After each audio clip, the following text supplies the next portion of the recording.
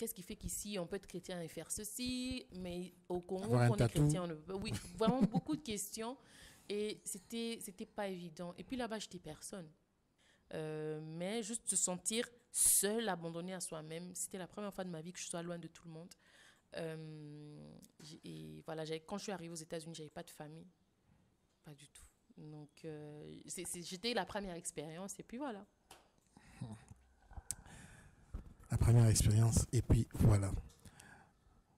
On va parler du coup de foudre. Votre premier coup de foudre en tant que fille de pasteur.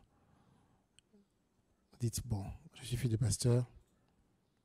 Je parle de coup de foudre, je parle pas d'abord d'amour. Coup de foudre, comme vous avez dit que en tant que fille de pasteur, l'environnement vous donne l'impression que vous ne pouvez pas faire ceci, pas faire cela, mais vous restez humaine.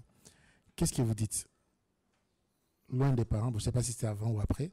On va prendre les deux cas. Je parle plus de loin des parents. Vous en parlez à votre meilleure amie, papa. Vous lui en parlez pas. Vous en parlez à maman. Vous gérez ça comment? Et ça fait beaucoup de questions. Jusqu'où vous établissez des limites par rapport à cette expérience-là? Ok, j'en parle à maman. Là, c'est maman qui est la meilleure amie maintenant. Oui, en fait, il y a des détails qu'on ne peut que partager avec maman. Parce qu'avec papa aussi, il faut se dire que c'est quand tu sens que quelque chose est sérieux que tu vas vers papa. Oui, bien ça, que c'est c'est vrai. mon ami, mais je lui disais certaines choses, mais il y a des moments où je dis, ici, il risque de commencer à prendre cette chose trop au sérieux, pourtant, c'est peut-être pas aussi sérieux que ça. Donc, moi, avec maman, on a toujours eu cette liberté de parler, on parle de tout et de rien. Donc, voilà, je parle avec maman. Quel est les rôles que cet environnement a joué? Et puis, si vous avez une anecdote positive ou négative par rapport à l'environnement. Si je comprends bien la question, quel est le rôle que l'environnement de mon père a joué dans ma vie? Oui.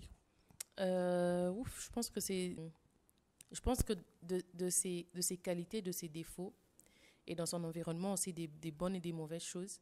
Quand je dis mauvaises, c'est peut-être comme on a mentionné, le rejet et tout ça.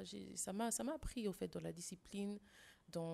Il y a quelque chose de mon père et qui est souvent répété dans son environnement aussi.